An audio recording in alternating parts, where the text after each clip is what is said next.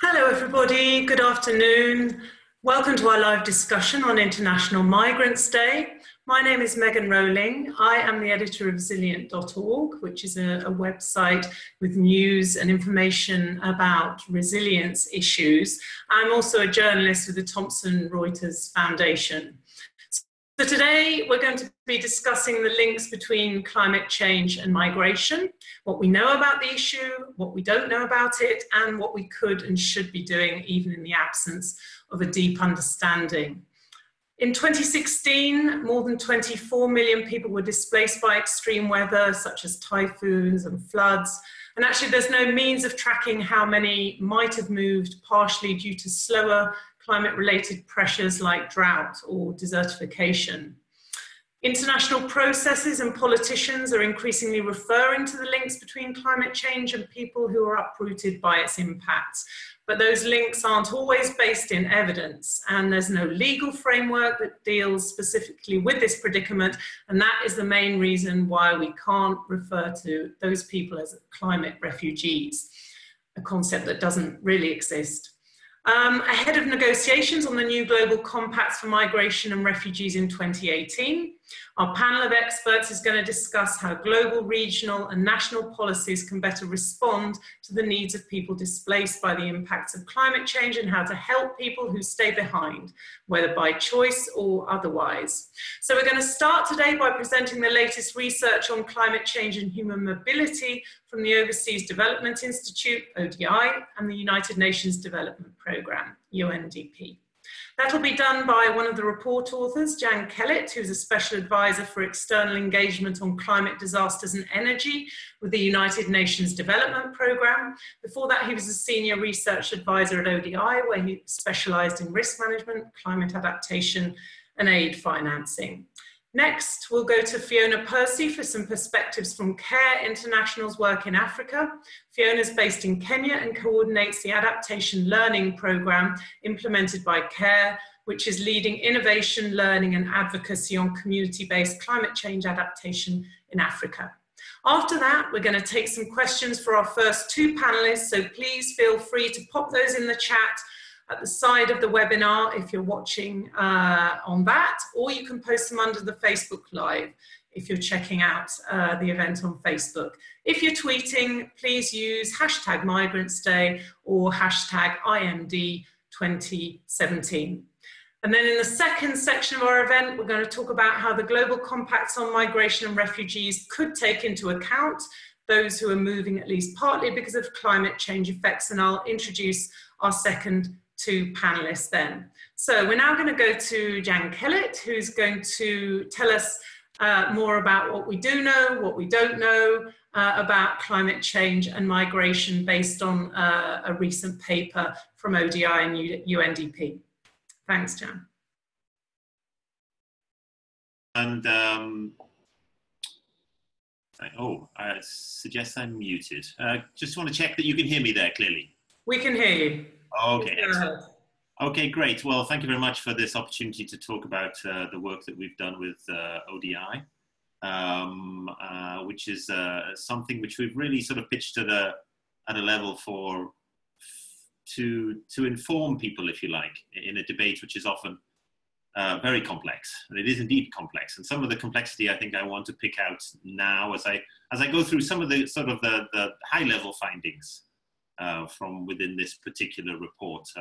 So with that, if I could get your colleague Joe there to start the presentation. So in a sense, why do we want to produce this report? I can really, in a sense, note a number of pressure points, if I could call it like that. And I think we're not really surprised by them in a sense. So first of all, we know, for example, that there's been a lot of conversation and discussion and indeed population movement with regard to migration and displacement into Europe, whether actual or perceived over the last 3, 4, maybe 5 years. That's certainly one part of it. Second part of it is some particular examples, some clear examples of how our changing climate is affecting movement. So I just picked out a couple of examples there, which are just particular, if you like, stuck in my mind. One is the changing pattern of cyclones in Philippines, where Mindanao, which previously an island which did not receive many cyclones, received 2, 3 over a 2-year period, and particularly significant ones. So, and that indeed displaced quite a lot of people. And then bringing up the example of Tuvalu, which you may have heard the president of Tuvalu announced that they had bought land in Fiji because of the sea level rises in Tuvalu, meaning that it could be uninhabitable. So they would have to move. The third point is just looking at the issue of climate and conflict, and of course movement related to that. And I've touched on the Arab Spring there. The most prominent example which has been talked about is of course Syria and the massive drought which occurred between 2006 and 2011. And what was its relationship with the ensuing conflict? We know, for example, that prices rise. We know that urban population grew, and that, of course, that there was significant conflict, if you like, within those urban areas.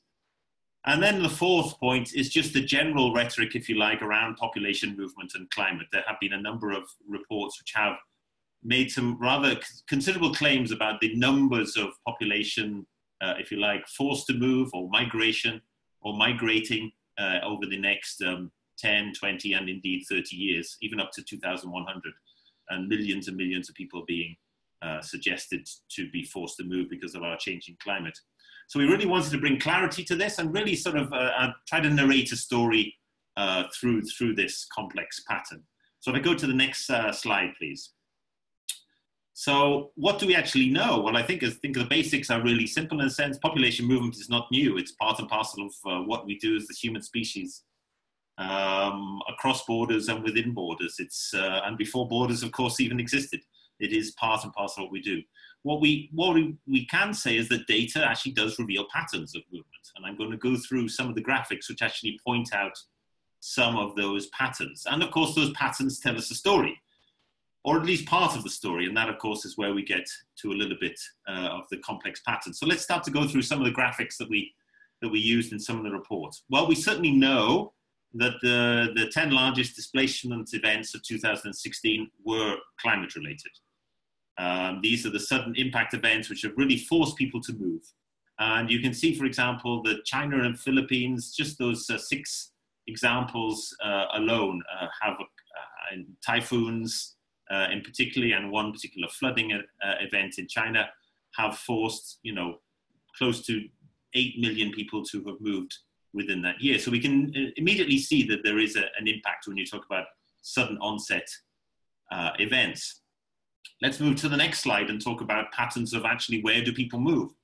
Well, the evidence suggests, perhaps contrary to our perceptions in a sense in the media, that most people actually stay locally, or at least local within regions. They move to the nearest country. They move across the border into the next country because it's the easiest place to go to. They don't consider that they're going to move, for example, further away than the next country and consider not to come back. So that's, I think, a very important point. Let's move on to the next point, which is just looking at the reasons why people move, in a sense, and what they leave behind and the opportunities which they seek. I don't think any of these would be surprising to any of us, I think, when it comes to issues of movement. We might be considering better advantages of wages, reduction of poverty, better living conditions and welfare for our families, better health systems, new economic potential. But then, of course, we're considering the downsides, disrupted social networks, perhaps in certain examples, exploitation of labor and other kinds of exploitation because of the vulnerability that at least some people who are forced to move or choose to move actually do suffer. So those are just some of the, if you like, quick examples of things that we actually do know when it comes to issues of climate change and human mobility. But let's go on to some of the things which we don't know. Now, I made it really simple in the sense here and just said attribution, attribution, and attribution, because this is really the challenge, which is how can you, or can you, let's ask it in a question, can you actually directly attribute mobility from our changing climate? And that is indeed a challenge. And it's even a challenge even for sudden impact to an extent, and I'll talk about that a little bit. Let's go on to the next slide and just say, within the report, we basically dropped climate change into the middle of all of the different things, if you like, all the different contexts in which all of us live, political, economic, cultural, environmental, and social. So our changing climate, if you like, lives within each of those things and each of those areas. And the critical points of departure are our vulnerability and our capacity to cope. Those are the key points within this circle and within climate change, within all of these considerations which determine a family, a person's decision whether or not to move. Let's move on to the next slide, because I think this is, in a sense, a bit of a critical one. This is where it, in a sense, gets complex. So there's a little bit of a pattern that we could discern, but it's not, doesn't necessarily tell the whole picture. So this is a graphic which, in a sense, from left to right, talks about the more sort of slow impacts of climate change, the ones that sort of slowly grow and grow and grow until they become perhaps untenable in terms of living conditions, right the way down to the right-hand side, which are those things which actually make living in a particular area absolutely untenable right now. You know, you cannot choose to keep your family in a flood or a storm where their life is in danger. You have to move. But actually, when it comes to sea level rise, you choose. You might choose over time. You might choose to accept a certain amount of rise. You might choose to, well, instead of living in my, or farming agriculture in my area because of salinization of my land, I might choose to move into a different kind of employment where I don't actually rely on agriculture. All kinds of choices. And when you move from right to left, all of the complexity, if you like, of those environmental, social, governmental, and other kinds of factors increasingly play a picture, where it becomes pretty much impossible to actually attribute a direct cause. And I think one of the things which we found from the report was that independent of other factors, it's almost impossible to determine movement, except in those cases of forced and sudden displacement. So let's move on to the next and just sort of, in a sense, what to do in the sense. Are we saying because you cannot attribute directly that you shouldn't do anything? Well, that's certainly not what we suggest. And we picked out a number of things within the report which we think are important. Certainly, we believe that there should be a marked increase in risk reduction, an area which has seen, for example, within international donors, rather reduced support over the last 5 to 10 years. We certainly see, and we see that as making, if you like, I framed this actually around the issue of choice and whether or not choice could actually exist. So this one is about making choice at least possible. And then let's consider investing in adaptation so that choice is as wide as possible. And all of the adaptation measures, which should be in those areas of particular climate vulnerability. Let's make sure that the most vulnerable populations, particularly, are focused on, because those are the areas, those are the people that have, which are more vulnerable, also have potentially the least capacity to cope from the changing climate. So that's a particular function.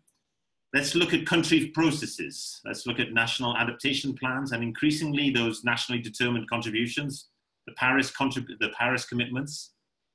We note, for example, that 65% of developing country NDCs, those Paris commitments, actually focus on adaptation, not just mitigation. So they're also looking at the here and now, not just the long-term reduction of emissions. And of course, the global processes, and I know colleagues will talk a little bit about that in a bit more detail.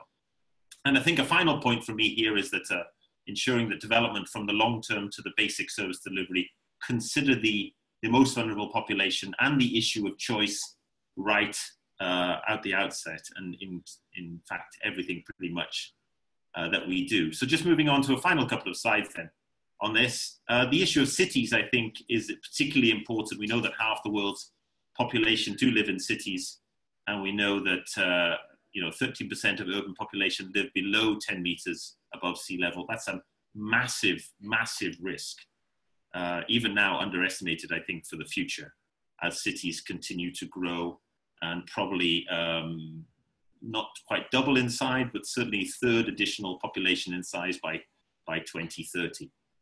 And then finally, just the final few points, if I may, the future. So this population growth, we know that it's going to be 10 billion by 2050. As I mentioned, urban population growth from 3.9 to 6.4 billion up to 2050. And then historical climate change. We need indeed to progress on Paris and reduce those emissions, but we have to deal with the fact that historical climate change is going to force people to move and to limit people's choices right now. And then as a final point, coming back to that entry point, if you like, that whole issue about ensuring that we have better evidence, and there's still much more work to do here, and indeed to take more care with the rhetoric around this subject from whatever point of view. So Megan, I hand it back to you. Thanks, Jan. That's an excellent outline of where things are at in terms of research, and also looking at some of the practical implications of that. And for more on that, we're now going to talk to Fiona Percy from CARE, the aid agency, who works in Africa. She's based in Kenya. So Fiona, from CARE's experience as an INGO that's engaged in development and humanitarian work, how do you see climate change affecting the mobility of communities in sub-Saharan Africa? Are they staying? Are they going? How are they experiencing some of the things that Jan was just talking about? Thanks, Megan. It's a difficult question, and I don't think there's a straightforward answer, as Jan was also saying. And his point about people having choices is very critical. I mean, we're also seeing the drivers of people's vulnerability to climate change are diverse, they're multiple, they're complex, and climate change is exacerbating existing vulnerabilities. So for many rural communities, urban communities who are marginalized in Africa, they already face those other economic challenges and natural disasters, environmental degradation, conflict. And on top of that now comes climate change, which is in many ways, one of the features of that is bringing uncertainty and new risks that people actually haven't experienced before. And their knowledge, the capacities they have, their traditional ways of life are not necessarily appropriate and working anymore. So this it can drive mobility in different ways. Mobility can be a coping strategy anyway in hard times. Mobility, as Jan said, is something that people have been already doing. Mobility is also something that people aspire to in terms of getting an education, moving to town, getting salaried employment, moving out of very climate vulnerable, climate sensitive, natural resource dependent livelihoods. A couple of examples, for example, in Ghana, migration is used as quite a negative coping strategy and can put, for example, young girls drop out of school, they move to town to do casual labor, they're exposed to gender-based violence, but they start sending money home. And so it's a choice, but it's not really a good choice. Other times, young men, young women are moving away temporarily for other kind of casual labor, and they come home not only with money, but with great new ideas to try back at home. In Niger, which is in the middle of the Sahel, very dry, very dependent, especially on livestock. So mobility of livestock has been the traditional way of life. What's happening now with both climate threats is meaning people need to move more, move further, find different ways and different directions of mobility, because the way in which the rainfall patterns are changing and the seasons are changing. But that's also confounded and complicated by constraints to mobility. So whereas before Nigerians could move to neighboring countries, Mali, Libya, for example, for employment and income, they could also move into northern Nigeria with their livestock for grazing when the rains were further south and it was too dry in Niger. Those, due to conflict in those countries, are being cut short as well. So it's all kind of means that the way in which people are moving and the reasons they're moving is becoming more complex and less predictable, you could say. And I'm just wondering, Fiona, what the kind of practical things that can be done to make those decisions easier for people, whether it's a question of staying where they live, which is probably what a lot of people would actually prefer to do, or if they decide that they do have no choice but to move, helping them do that in a more managed way. Yeah, thanks. I mean, I think one of the things is, again, it's back to choice, and that, you know, finding the right ways for mobility to be a positive choice and something that's part of the sort of portfolio of livelihood strategies that people have towards being, you know, having resilient development, resilient livelihoods, and recognizing that families, communities, they are living these sort of portfolio livelihoods already. So we've learned, I'd say, 3 things that I would share about our learning around what you need to recognize when addressing these issues. Is climate impacts are really context specific. They're also time specific. So what's going to work in one place may not in another. What's going to work this year may not actually work next year. So being able to be on top of changing and flexibility as things change is really critical, and considering the fact that uncertainty and risk isn't going away, how to embrace that and not try to make it go away. Secondly, recognizing that vulnerable people are agents of change. They're vulnerable, you could say they are victims, but they are very much agents of change. Their knowledge, their capacity really matters and counts towards the solutions. And this can often be overlooked, but really needs to be factored in. Also recognizing that different people in the communities have different knowledge and capacity. So strong gender analysis, gender focus is really important too. And thirdly, which Jan also mentioned, capacity, adaptive capacity, and people's agency to have better control over the decisions. And these are really key, and improving on all of those will also help then in terms of local determination of what would be good strategies and good ways of going about things, and including then where mobility may or may not play a role. So if I come back to Niger, with some examples, and we've had great success in rural communities in Niger, very dry, very arid, very short rainy season where people do grow drought-tolerant crops, and then livestock is still the mainstay of their livelihoods. We've managed to improve crop and livestock yields. We've helped people to have access to rainfall information from different sources, including their own rain gauges. People have better access to drought-tolerant seed varieties. They're generating income from a diversified portfolio, and they're also having sort of inventory credit and crop harvest storage, so they don't have to sell at the point when sale prices are really, market prices are low. We've introduced some financial services on top of that, and also early warning and early action systems that are community-based, so community vulnerability monitoring and climate information communication. We've added in, for example, mobile phones and radio for communication, and solar panels for charging those because there isn't a local source of power. So all of these have had really great impacts, and so, you know, it sounds like technology is going to fix everything. Actually, if you really look at what made the change towards all of these activities being adopted and implemented and actually owned by the community, it was really back to this adaptive capacity building. And what was that about?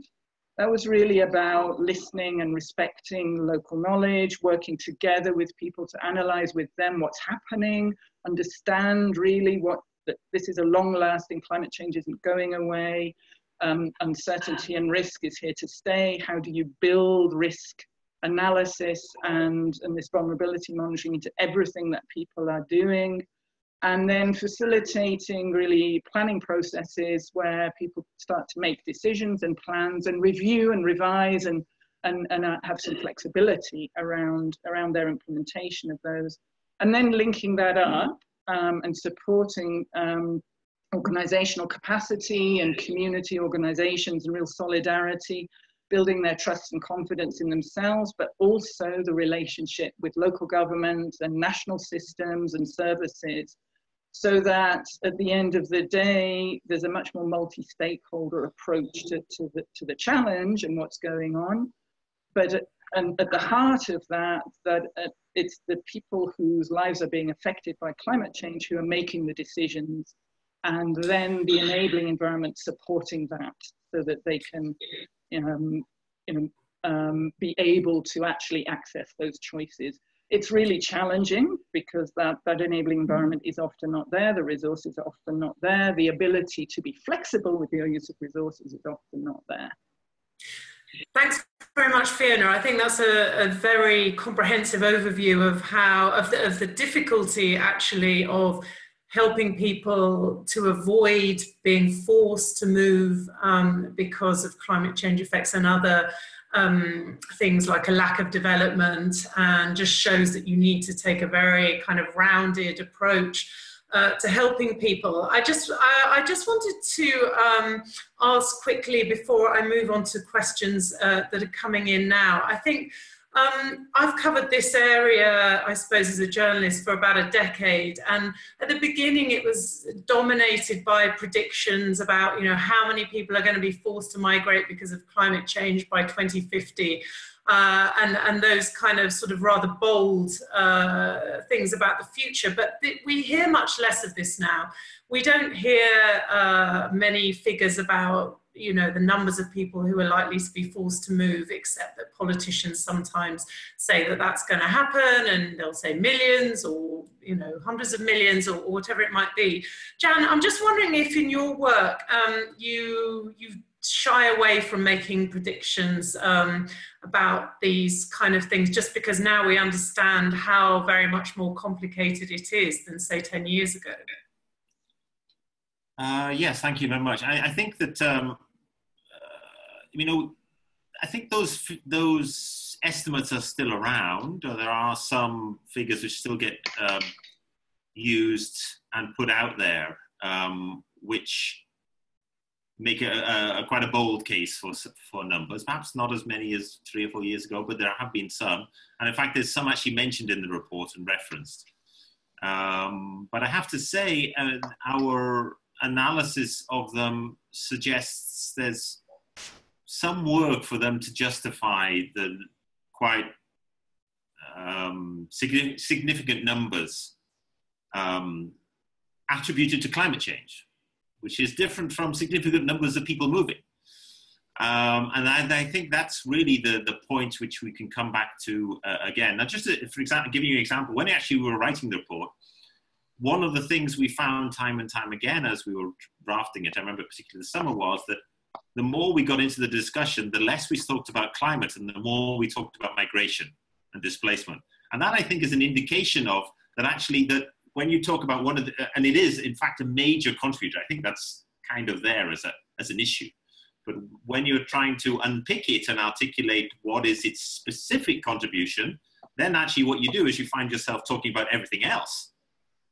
And indeed, all those choices which actually exist in the world of migration and displacement, experts in the sense, is slightly less to do with climate. So I'm not quite sure if I answered your question, except to say that from an institutional and personal perspective, to be quite careful about figures that are used with direct attribution attached to them.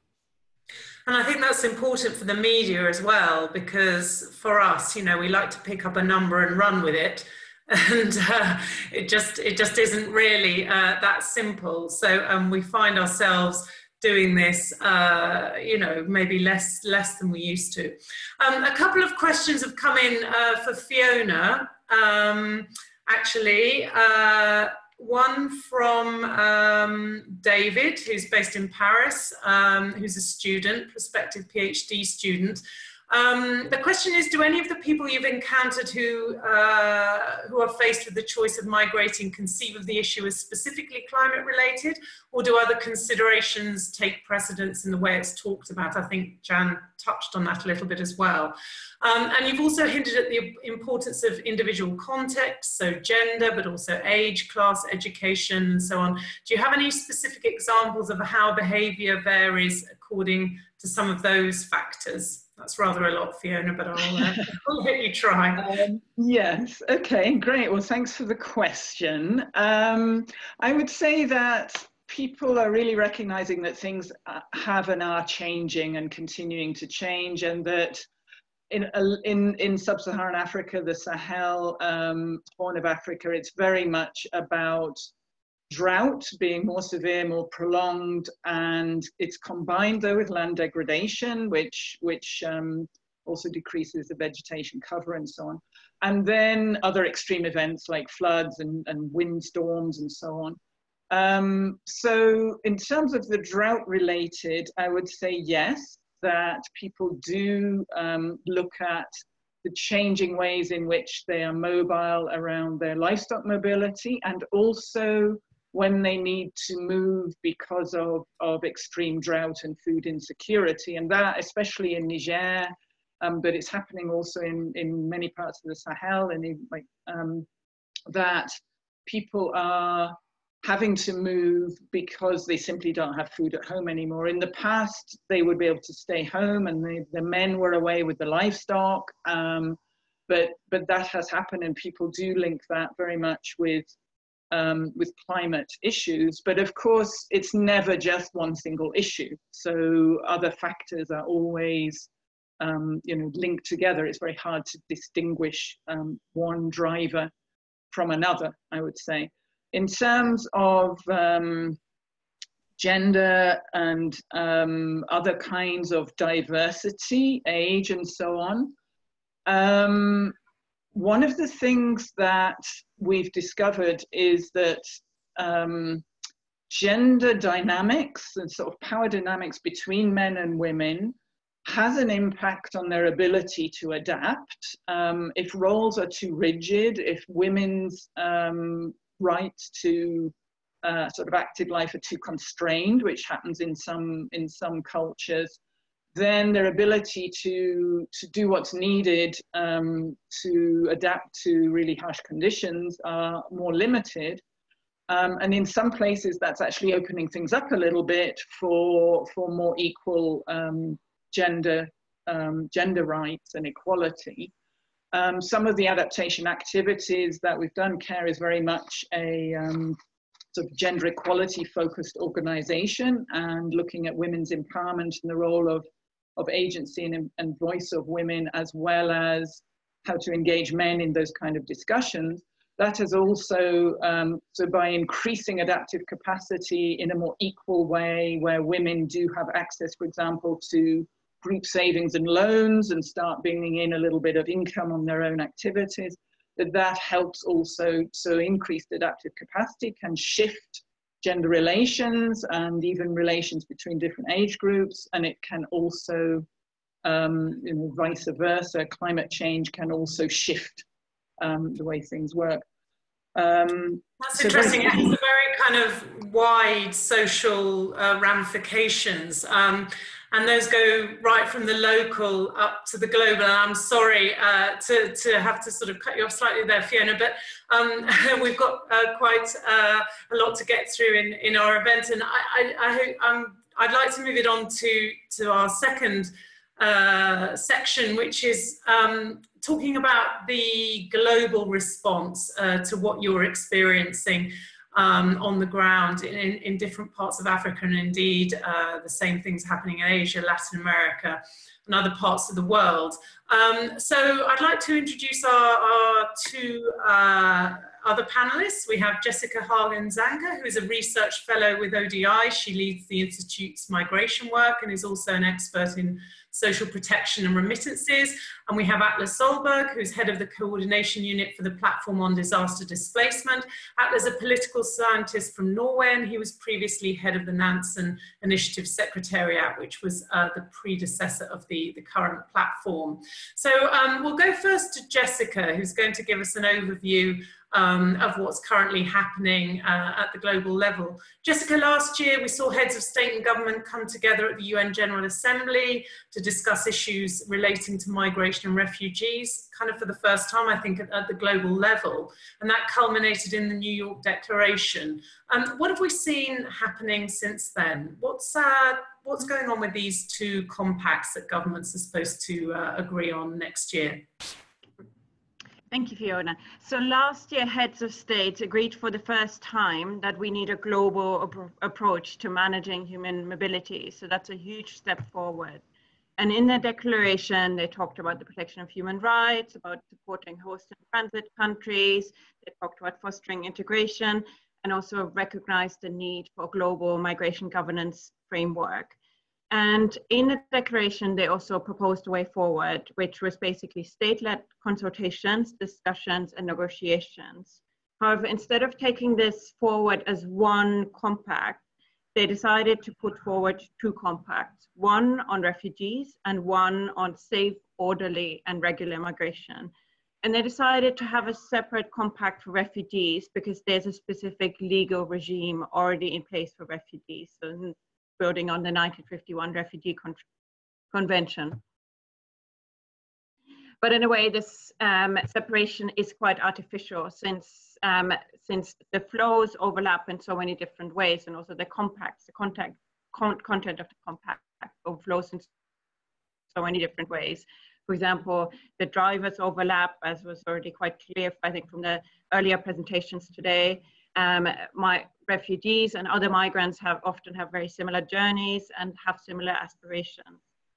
In terms of time frames, so the two compacts now have a 2-year time frame, and they will be agreed on around the end of next year.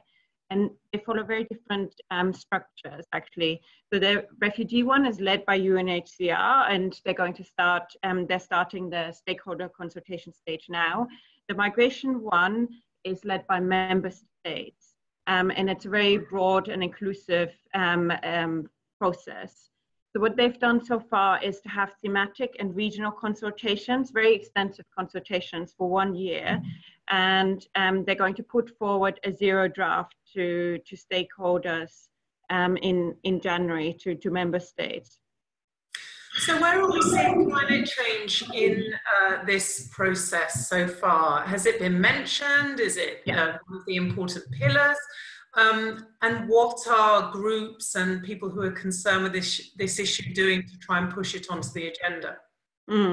So climate change migrants are specifically mentioned in the New York Declaration. It talks about the need to address the drivers of migration, including climate change, by delivering the 2030 Agenda for Migration and building on earlier agreements and frameworks. It talks about the Paris Agreement, the Sendai framework, and also highlights the role of the Nansen Initiative, which Atle might tell you more about. But at the same time, it's quite vague about how this should be taken forward. If we look at the Refugee Compact, it covers quite a narrow group of people, only those that meet the definition of the 1951 Convention, so those that face a well-founded fear of persecution. So that means that those who are forced to flee or displaced across borders in the context of sudden or slow onset disasters or the effects of climate change more broadly are not defined as refugees and therefore are not formally included in the Refugees Compact. So that means that they have to be covered by the Migration Compact. And they have been included, though it's not a prominent theme, I'd say.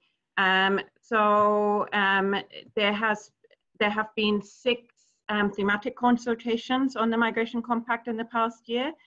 And one of those included a discussion on climate change. It looked at the drivers of migration and as part of that also considered adverse effects of climate change and natural disasters as drivers of migration. I think the Global Compact for Migration will probably make some progress on issues around climate change-driven migration. People expect that it's likely to recognize migration as an adaptation strategy, which is important, but there won't be a legal basis. If you look at the consultation documents, which are all public, by the way, it's a very transparent process.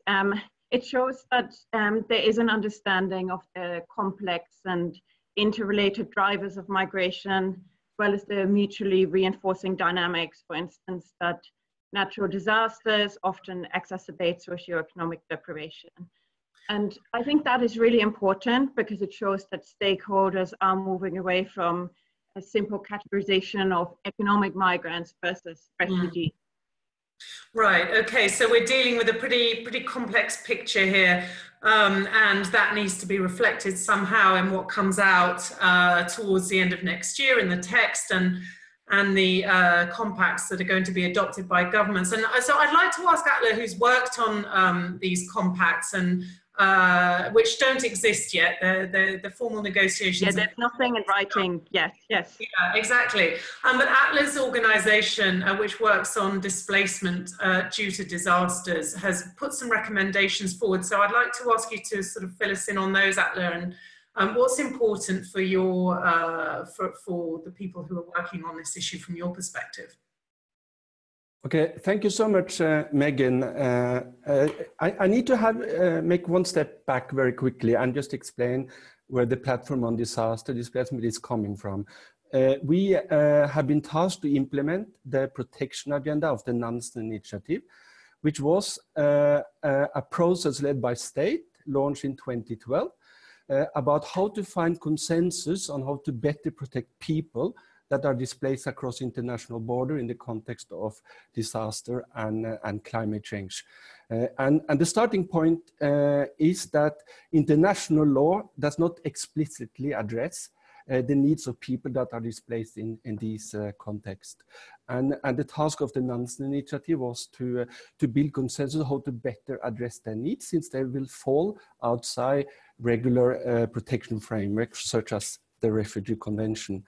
The protection agenda was endorsed by more than 100 states in 2015, and it is a toolbox of policy option for states. What have states actually been doing in terms of addressing the needs of people displaced across borders in the context of disaster and adverse effect of climate change? And importantly, that although international law does not explicitly address this situation, states have used their policies and the practices to admit people in different circumstances. And more than 50 countries have done so. And what is very interesting is that the majority of people have used migration policies and migration legislation to admit people in these circumstances. And that's why the Global Compact for Migration will be very important. And we believe that this is a unique opportunity to address the needs of people displaced across international border.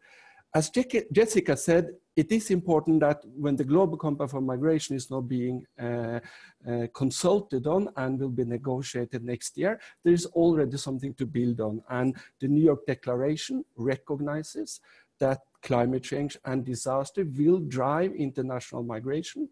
There will be individuals that are forced to flee in these circumstances, and there will be a need to better address their protection needs. So there's already a recognition in the New York Declaration, and it's important to remember that as we now move forwards towards negotiation on the Global Compact for Migration, which was also touched upon by both Jan and Jessica, is that there are already some global framework that has recognized these types of drivers. You have the SENDA framework for disaster risk reduction.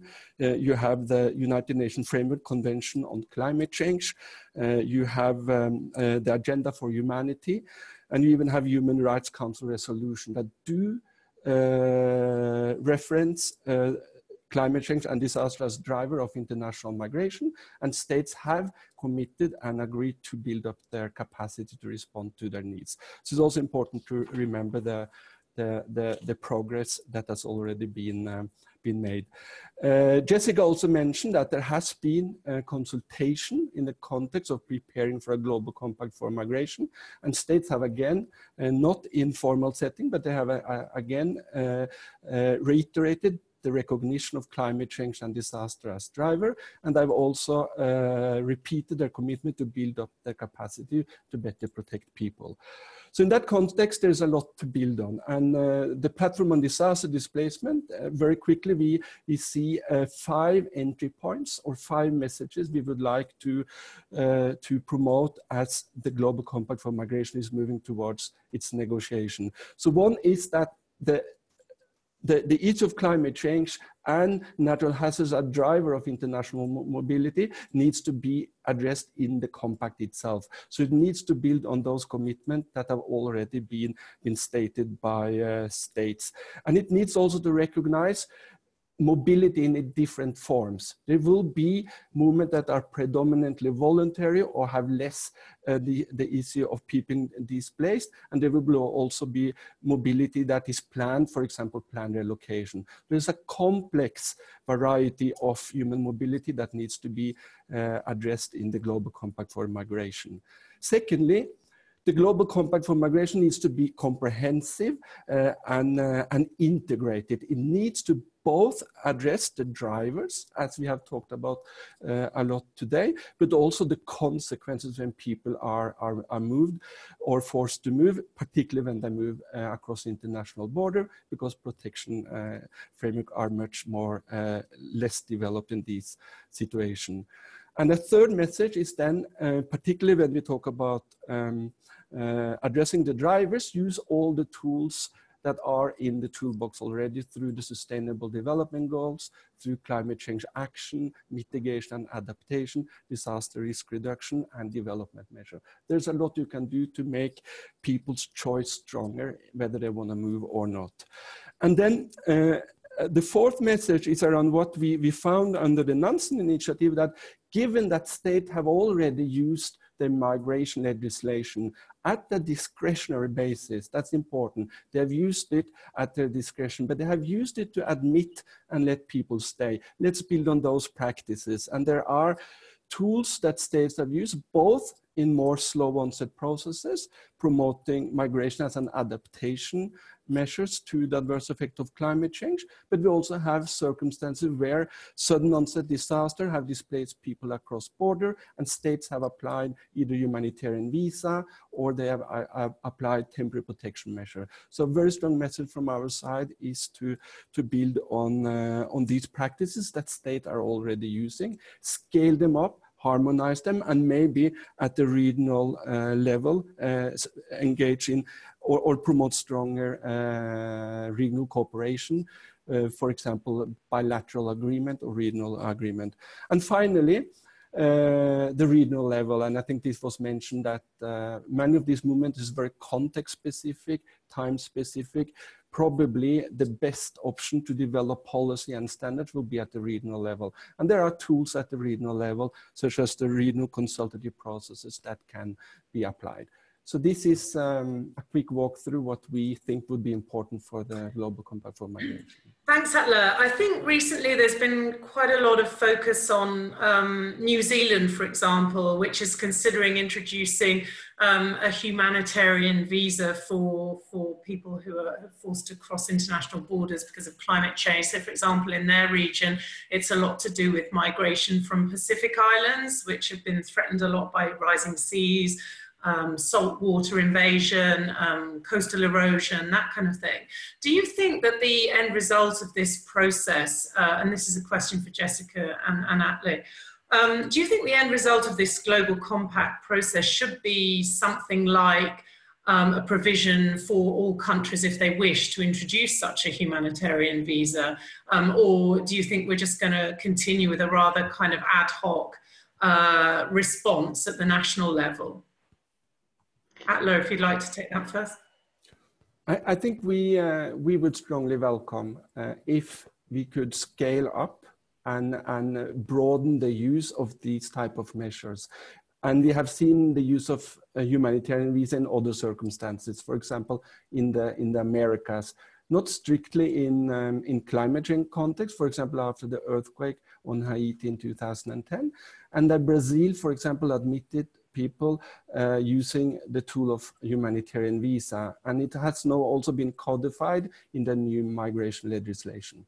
So that's so important. The Global Compact for Migration will be a non-binding document of voluntary principle. So given that it's a non-binding document, we would strongly support also and hope that they could include a provision or recommendation that these kind of tools can be used in situations where it's obvious that people have less choice to stay, either in the context of a very slow onset process as you see in the Pacific, but also in a major disaster that requires people to seek, for example, medical assistance and protection in a neighboring country. So that's a strong affirmative yes.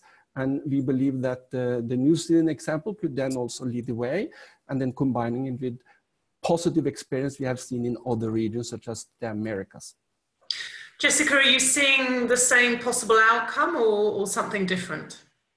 Well, I agree with what Atle said, but I think more generally it's hoped that the Global Compact puts forward new and also increased legal pathways for migration. So in the context of climate change, but also more broadly, in order to give people more choice when they're in situations like that, and also so that people can benefit from migration more.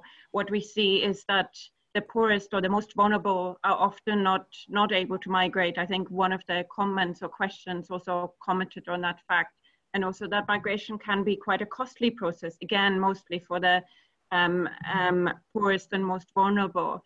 So it's hoped that the Migration Compact more generally for all migrants puts forward measures that reduce the costs of migration. And a number of discussions have indeed focused on that, but also to increase legal pathways for migration, including seasonal schemes, including different types of humanitarian visas. And I think the more options that are included, the better. And then different countries can choose different options. But the fact, as one of our audience pointed out, that the United States has withdrawn from these negotiations on the Global Compact on migration, you know, is raising some doubts perhaps about the process. I'm just wondering whether anyone would like to come in on that and answer, you know, how is this going to damage the compact? Is it going to make any difference in terms of, you know, how the world might address climate change and migration? I can briefly comment on that. So I don't think it has damaged the compact consultations so far. So as Atle highlighted, it's a non-binding compact. So the countries participating have nothing to lose.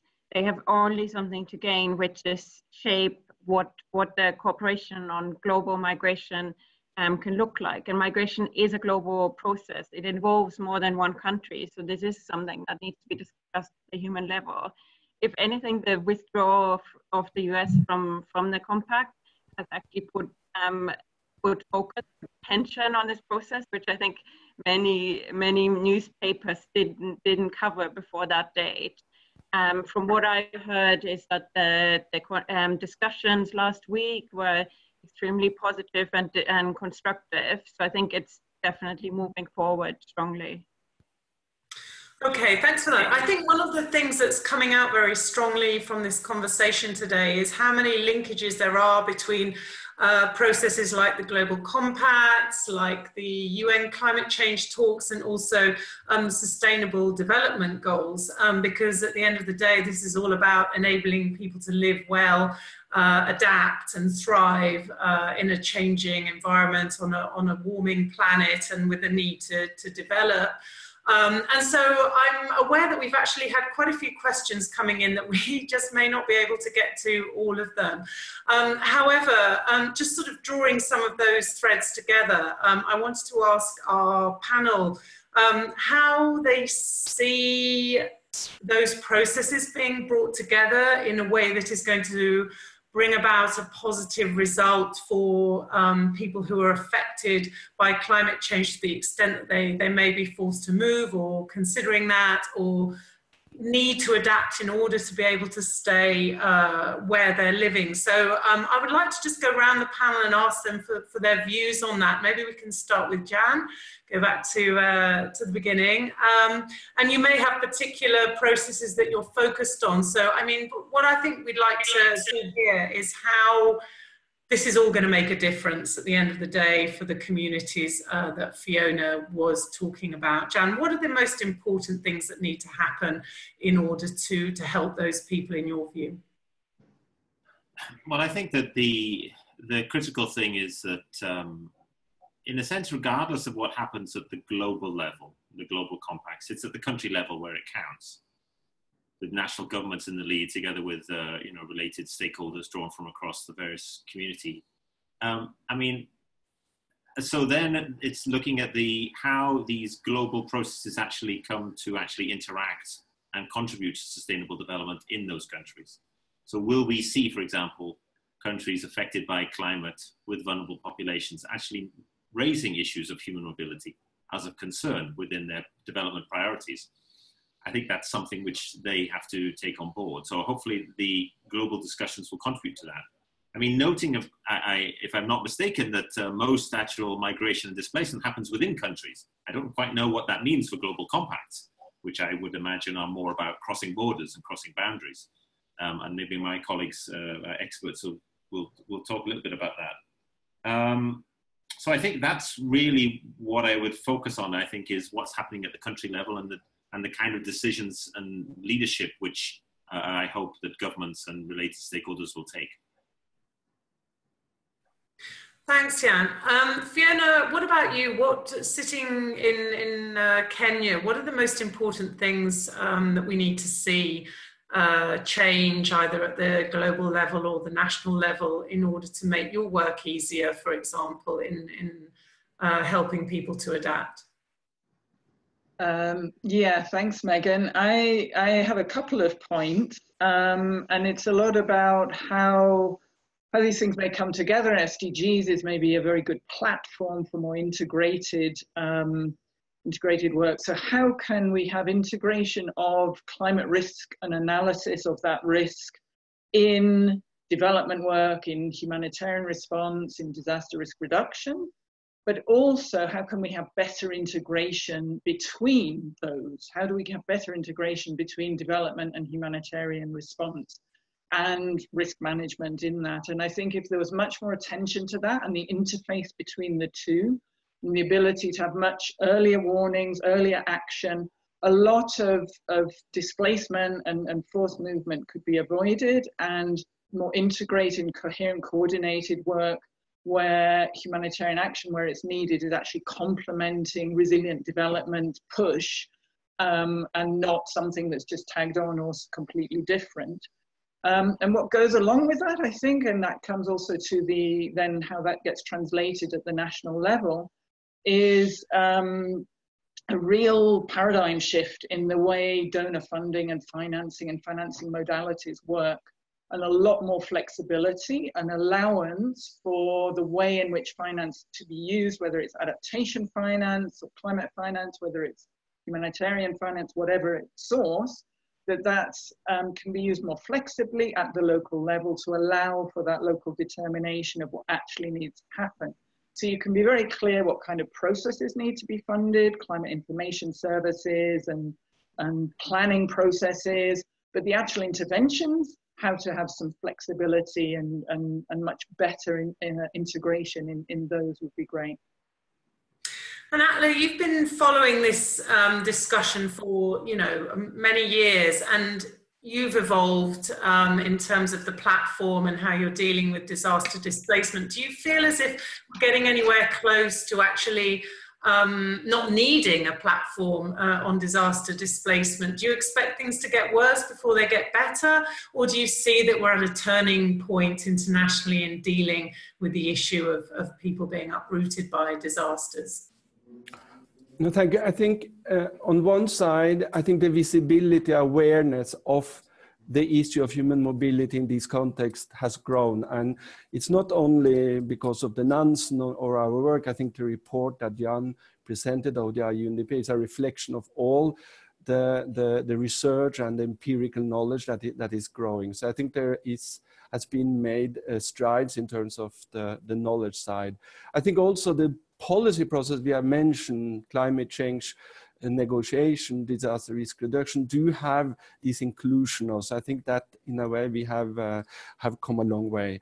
I think in terms of, if I may, towards the end of it, on what needs to happen is we need to take climate change more seriously. I think that's a major gap, and we see, you know, environmental degradation linked to climate change increasing, and I think that's a major concern, and that will basically grow the problem or expand the problem. So we need, you know, more robust policies to address that, and that's very important. I think also that, and this is something Jessica, what I'm trying to say, we are not there yet in terms of positioning or these at global processes. We have two tasks left, and one is to get these two global compacts to port. And one risk is that the refugee compact will be a classical refugee compact, only cover the population that are traditionally seen as in need of international protection, i.e. refugee and asylum seeker fleeing violence and persecution. And another risk is then that the Global Compact for Migration will consider this as a labor migration phenomenon and trying to, you know, to protect better and build up better labor migration policies. And then again, the people that we have been talking about will then fall through the cracks. So I think it's very important to make sure that this is included in both these compacts, and Jessica also explained better how they might be included in the program of action of the refugee compact. That's need to happen. And somebody said last week that if these compacts are adopted towards the end of next year and do not include the issue of natural hazards and adverse effect of climate change as driver of human mobility, they will probably be outdated the day they are adopted. So it's also about having forward-looking tools to address these challenges. Absolutely, Atle. And Jessica, what in your view is still needed to make sure that people who are affected by climate change and driven to move don't fall through the cracks, and that these global compacts are actually going to be a useful tool and not outdated the moment they're adopted? You know, looking at it politically, what has to happen now, and after that, where does it need to go? Yeah, I think one contribution that we can all make is around language, and there was actually a question that was sent in beforehand, and I think that's very much a part of it. And the question was, how should we refer climate change to migrants? Should they be called refugees? And I think that question is more important today on the International Day of Migrants than ever. And I think, so there are two opposing camps. So one would have a very strict definition of refugees and then have labor migrants on the other side. The other camp, which is the camp I sit in, talks about migration as a broader umbrella term, and then includes refugees as a group within that broader group. And that way, you also include people displaced by climate change within that broader group, and they're not left out. They're not between labor migrants and refugees. And I think that's really important.